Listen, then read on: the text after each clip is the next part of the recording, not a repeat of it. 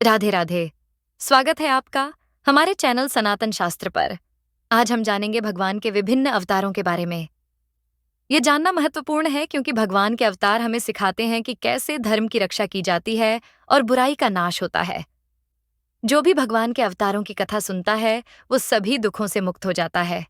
तो चलिए इस दिव्य यात्रा की शुरुआत करते हैं। श्री सूत जी कहते हैं, सृष्टि के आदि में भगवान ने लोकों के निर्माण की इच्छा की। इच्छा होते ही उन्होंने महत्तत्व आदि से निष्पन्न पुरुष रूप ग्रहण किया। उसमें 10 इंद्रियाओं, 1 मन और 5 भूत, ये 16 कलाएं थीं। उन्होंने कारण जल में शयन करते हुए जब योग निद्रा का विस्तार किया, तब उनके नाभि सरोवर में से एक कमल प्रकट हुआ और उस कमल से प्रजापतियों के अधिपति ब्रह्मा जी उत्पन्न हुए। भगवान के उस विराट रूप के अंग प्रत्यंग में ही समस्त लोकों की कल्पना की गई है। वह भगवान का विशुद्ध सत्वमय श्रेष्ठ रूप है। योगी लोग दिव्य दृष्टि से भगवान के उस रूप का दर्शन करते हैं। भगवान का वह रूप हजारों पैर, जांघें, भुजाएं और मुखों के कारण अत्यंत विलक्षण है। उसमें सहस्रों सिर, हजारों कान, हजारों आंखें और हजारों नासिकाएं हैं। हजारों मुकुट, वस्त्र और कुंडल आदि आभूषणों से वह उल्लसित रहता है। भगवान का यही पुरुष रूप, जिसे नारायण कहते हैं, अनेक अवतारों का अक्षय कोश है। इसी से सारे अवतार प्रकट होते हैं। इस रूप के छोटे से छोटे अंश से देवता, पशु पक्षी और मनुष्यादि योनियों की सृष्टि होती है। उन्हीं प्रभु ने पहले कौमार सर्ग में सनक, सनंदन, सनातन और सनत कुमार, इन 4 ब्राह्मणों के रूप में अवतार ग्रहण करके अत्यंत कठिन अखंड ब्रह्मचर्य का पालन किया। दूसरी बार इस संसार के कल्याण के लिए समस्त यज्ञों के स्वामी उन भगवान ने ही रसातल में गई हुई पृथ्वी को निकाल लाने के विचार से सूकर रूप ग्रहण किया।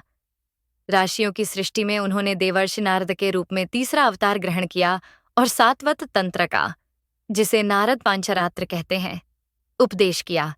उसमें कर्मों के द्वारा किस प्रकार कर्म बंधन से मुक्ति मिलती है, इसका वर्णन है। धर्मपत्नी मूर्ति के गर्भ से उन्होंने नर नारायण के रूप में चौथा अवतार ग्रहण किया। इस अवतार में उन्होंने आशी बनकर मन और इंद्रियों का सर्वथा संयम करके बड़ी कठिन तपस्या की।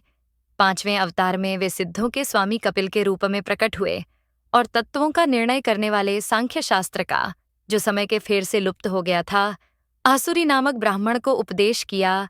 अनसुया के वरमांगनेश्वर 6ठे अवतार में वे अत्रि की संतान दत्तात्रेय हुए।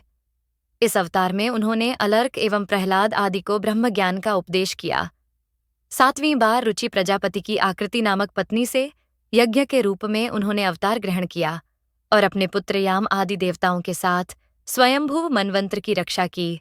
एच राजा नाभि की पत्नी मेरु देवी के गर्भ से ऋषभदेव के रूप में भगवान ने 8वां अवतार ग्रहण किया। इस रूप में उन्होंने परमहंसों का वह मार्ग, जो सभी आश्रमियों के लिए वंदनीय है, दिखाया। ऋषियों की प्रार्थना से 9वीं बार वे राजा पृथु के रूप में अवतीर्ण हुए। शौनकादि अर्षियों, इस अवतार में उन्होंने पृथ्वी से समस्त औषधियों का दोहन किया था। इससे यह अवतार सबके लिए बड़ा ही कल्याणकारी हुआ। चाक्षुष मनवंतर के अंत में जब सारी त्रिलोकी समुद्र में डूब रही थी, तब उन्होंने मत्स्य के रूप में 10वां अवतार ग्रहण किया और पृथ्वी रूपी नौका पर बैठाकर अगले मनवंतर के अधिपति वैवस्वत मनु की रक्षा की। जिस समय देवता और दैत्य समुद्र मंथन कर रहे थे, उस समय 11वां अवतार धारण करके कच्छप रूप से भगवान ने मंदराचल को अपनी पीठ पर धारण किया। 12वीं बार धन्वंतरी के रूप में अमृत लेकर समुद्र से प्रकट हुए और 13वीं बार मोहिनी रूप धारण करके दैत्यों को मोहित करते हुए देवताओं को अमृत पिलाया। 14वें अवतार में उन्होंने नरसिंह रूप धारण किया और अत्यंत बलवान दैत्यराज हिरण्यकशिपु की छाती अपने नखों से अनायास फाड़ डाली। 15वीं बार वामन का रूप धारण करके भगवान दैत्यराज बलि के यज्ञ में गए। वे चाहते तो थे त्रिलोकी का राज्य, परंतु मांगी उन्होंने केवल 3 पग पृथ्वी। 16वें परशुराम अवतार में जब उन्होंने देखा कि राजा लोग ब्राह्मणों के द्रोही हो गए हैं, तब क्रोधित होकर उन्होंने पृथ्वी को 21 बार क्षत्रियों से शून्य कर दिया। इसके बाद 17वें अवतार में सत्यवती के गर्भ से पराशर जी के द्वारा वे व्यास के रूप में अवतीर्ण हुए। उस समय लोगों की समझ और धारणा शक्ति कम देखकर आपने वेद रूप वृक्ष की कई शाखाएं बना दी।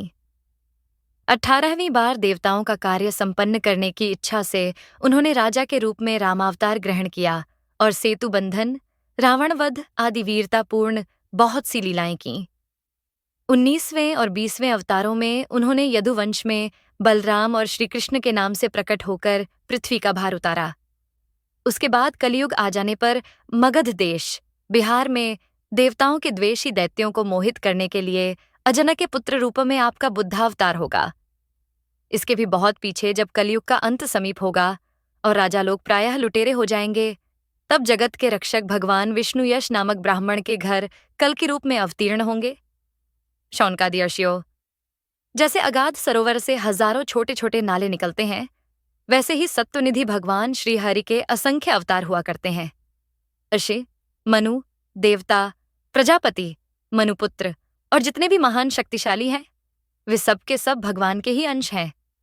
ये सब अवतार तो भगवान के अंशावतार अथवा कलावतार हैं, परंतु भगवान श्री कृष्ण तो स्वयं भगवान अवतारी ही हैं। जब लोग दैत्यों के अत्याचार से व्याकुल हो उठते हैं, तब युग युग में अनेक रूप धारण करके भगवान उनकी रक्षा करते हैं। भगवान के दिव्य जन्मों की यह कथा अत्यंत गोपनीय, रहस्यमयी है। जो मनुष्य एकाग्र चित्त से नियमपूर्वक सायंकाल और प्रातःकाल प्रेम से इसका पाठ करता है, वह सब दुखों से छूट जाता है। तो दोस्तों, ये थे भगवान के कुछ प्रमुख अवतार और उनकी लीलाएं। अगर आपको हमारी यह जानकारी पसंद आई हो, तो हमारे चैनल को सब्सक्राइब करना न भूलें और वीडियो को लाइक और शेयर करें। आपकी प्रतिक्रियाएं और सुझाव हमारे लिए बहुत महत्वपूर्ण हैं। अगली बार फिर मिलेंगे एक और रोचक विषय के साथ। जय श्री कृष्ण।